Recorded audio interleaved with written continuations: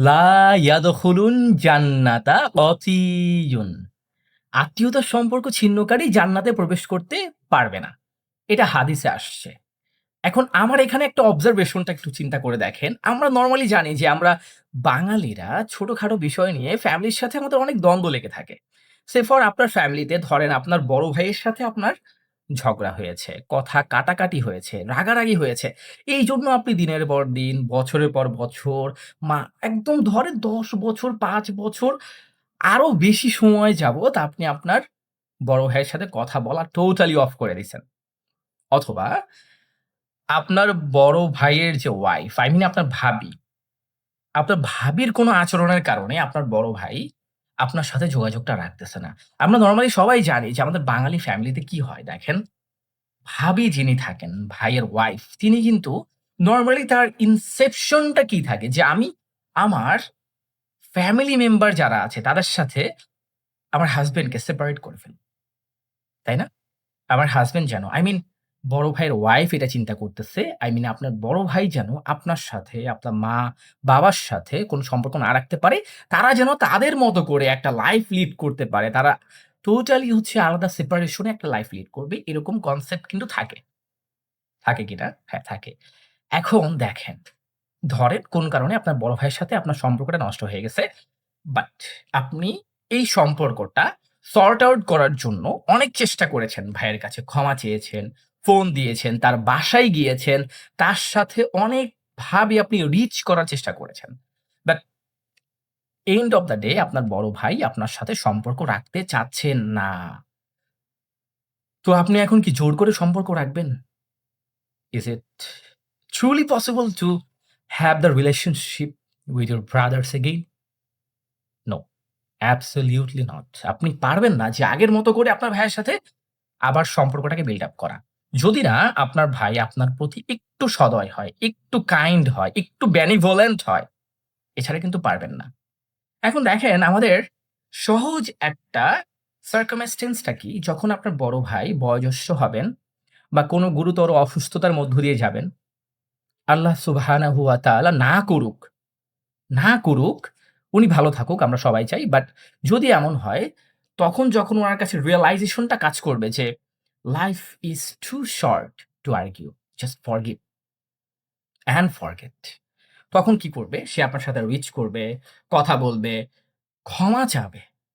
মনে করবে যে তার আসলে অন্যায় হয়েছে বা তার ওয়াইফ এর অন্যায় হয়েছে। দ্যাটস ওয়াই আমাদের রিলেশনটা আবার আগের মতো সর্ট আউট করে ফেলা উচিত। তো এই ক্ষেত্রে দেখেন আপনি হয়তোবা তখন কি করবেন? আপনার বড় ভাইকে আপনার অন্তরের অন্তঃস্থল থেকে ভুলে যাবেন যে, যা হয়েছে, হয়েছে whatever you are my brother, you know? So আমি আমার ভাইকে অবশ্যই ক্ষমা করে দিব। বা আমি আমার ভাইয়ের কাছে মাফ চেয়ে নিব। সবকিছু আগের মতো একদম মিউচুয়াল হয়ে যাবে।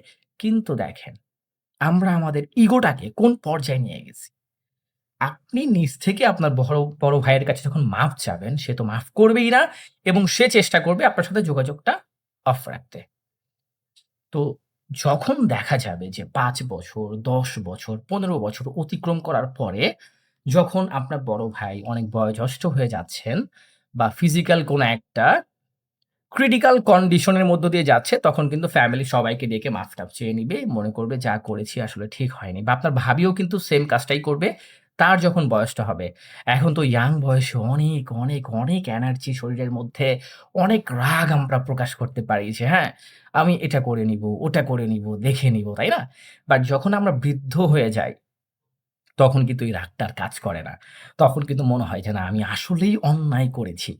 তো তখন যখন আপনার সেই ভাবি বা ভাই আপনার সাথে সম্পর্কটা সর্ট আউট করার চেষ্টা করবে, আপনিও মাফ করে দিবেন। কিন্তু দেখেন, এই যে লম্বা সময়টা, হ্যাঁ? ১ বছর, ৫ বছর, ১০ বছর একটা সময় নষ্ট করে ফেলল। এই যে কত মধুর কিছু মুহূর্ত নষ্ট করে ফেলল। এই মুহূর্তটার দামটা কে দিবে? এটা কি আপনি চাইলে রিগেইন করতে পারবেন? আপনি চাইলে কি টেনে নিয়ে আসতে পারবেন যে আমি এই ১০ টা বছর আবার আমি রিভার্স করে নিয়ে যাই? সম্ভব না। আপনি ১০ টা বছর ১০ টা ঈদ আপনার ফ্যামিলিকে ছাড়াই পালন করছেন। আপনার ফ্যামিলি মেম্বার কখনোই বা আপনার বড় ভাই বা ভাবি কখনোই আপনাকে আপন মনে করে কাছে টেনে নেয় নাই বা বলে নাই যে, "চলো আমরা সবাই একসাথে ঈদ করি।" আমরা সবাই ফ্যামিলি মেম্বারদের সাথে মিলেমিশে থাকি। কিন্তু কখন বলবে জানেন? যখন ওই যে ৫, ১০, ১৫, ২০ বছর শেষ হবে, সে যখন ফিজিক্যাল কোনো একটা ক্রিটিক্যাল সিচুয়েশন এর মধ্য দিয়ে যাবে, তখন মনে হবে যে, "না, আমি সর্ট আউট করে ফেলি। বাদ দেই, যা হইছে, হইছে।" তাই না? কিন্তু আপনি তখন মাফ করে দিলেও এই সময়টা কি আপনি রিগেইন করতে পারতেছেন? আপনার যে সুন্দর মুহূর্তগুলো নষ্ট করেছে, ঈদের দিনগুলোতে আপনি আপনার ফ্যামিলি মেম্বারদের সাথে বা আপনার বড় ভাইয়ের সাথে কোলাকুলি করতে পারেন নাই। এমব্রেস করতে পারেন নাই। একসাথে মিলেমিশে আনন্দটা ভাগাভাগি করে নিতে পারেন নাই। সো এই সময়টা কি সে ফিরিয়ে দিবে? দিবে তো না। তো তখন আমার আসলে কি বলা উচিত? It's too late to take forgive with someone else, তাই না? ইংলিশে একটা কথা আছে যে, "Forgive and forget" তুমি মাফ করে দাও and ভুলে যাও। কিন্তু আদৌ কি আপনি আসলে ভুলতে পারতেছেন?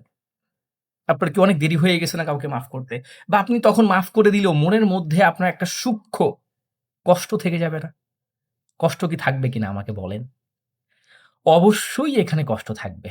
তো আল্লাহ সুবহানাহু ওয়া তাআলা আমাদের সবাইকে তৌফিক দান করুক, হেদায়েত দান করুক। যেন আমরা বুঝতে পারি যে পারিবারিক এই সকল ছোটখাটো কলহগুলা যেন আমরা ভুলে যাই। আমাদের ইগোটাকে একটা সাইডে রেখে আমরা যেন সবার সাথে একটু মিলেমিশে থাকি। মোমেন্টস গুলো অনেক প্রেশাস। এটা একবার চলে গেলে আপনি রিগেইন করতে পারবেন না। আপনার লাইফের একটা মোমেন্ট চলে যাচ্ছে মানে আপনি এটা ফিরে পাবেন না। চাইলেও পাবেন না।